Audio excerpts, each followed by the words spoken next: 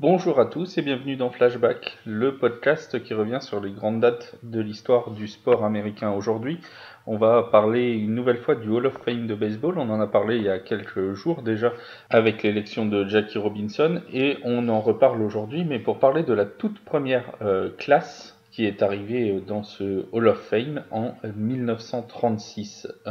Très précisément, le vote de la BBWAA, c'est en fait une association de journalistes qui écrivent sur le baseball dans les journaux ou dans les magazines.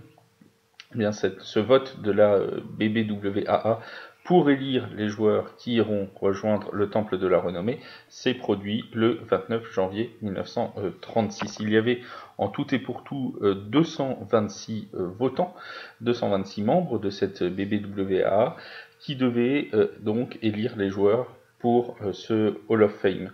Il y aura 47 candidats qui seront présentés au vote, mais parmi ces noms, seuls 5 parviendront à dépasser les 170 votes requis pour entrer au Hall of Fame.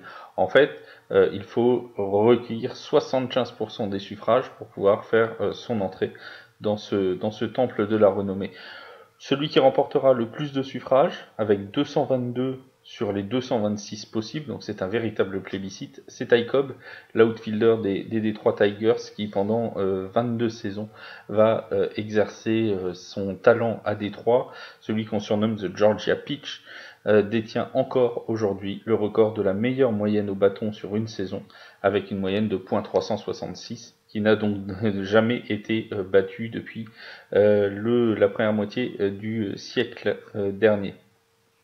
Un autre grand nom que tout le monde connaît dans l'histoire du baseball à faire son entrée en 1936, c'est l'inévitable Babe Ruth, qui est septuple champion MLB, et c'est considéré comme l'un des plus grands noms de l'histoire du baseball. Il est d'ailleurs élu dans l'équipe all-time de la MLB, donc c'est vraiment l'une des figures emblématiques. Il a joué chez les Red Sox, il a joué chez les Yankees de New York.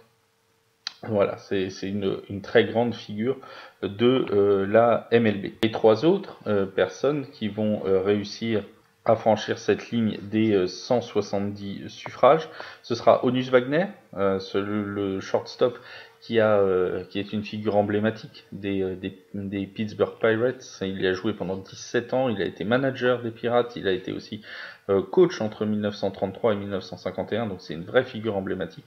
Et lui aussi parviendra à dépasser ses 170 votes puisqu'il va recueillir le même nombre de votes que Babe Ruth avec 215 votes. On retrouve aussi Christy Mathewson, 205 votes. Lui, il a été notamment joueur chez les Giants de New York et manager aussi pendant quelques temps des Reds de Cincinnati. Et le dernier à avoir l'honneur de faire figure de pionnier dans l'entrée au Hall of Fame, c'est Walter Johnson, qui lui va recueillir exactement 189 votes, donc 20 de plus que ce qui était nécessaire. Il a exercé pendant plus de 20 ans chez les Senators de Washington entre 1907 et 1927. Voilà, le lanceur des Washington Senators qui va lui aussi faire son entrée. C'est donc ces 5 figures-là, Honus Wagner, Christy Mathewson, Walter Johnson, Babe Ruth et Ty Cobb, qui seront les 5 premiers à être élus au Hall of Fame. L'officialisation de leur élection sera rendue publique le 2 février 1936, mais ils ne rentreront qu'en 1939, puisqu'il faudra attendre que d'autres classes soient élues pour qu'ils fassent officiellement leur entrée au Hall of Fame et les discours d'introduction auront lieu donc 3 ans plus tard, en 1939. Depuis, ce sont plus de 300 joueurs qui tous les ans, au mois de janvier, ont été élus année après année pour rentrer dans ce temple de la renommée, dont les dernières élections ont eu lieu il y a juste quelques jours, avec l'élection pour le Hall of Fame en 2022 de Big Papi David Ortiz, qui va donc lui aussi rejoindre ces figures emblématiques du baseball. On se retrouve demain pour un nouveau flashback sur The Free Agent.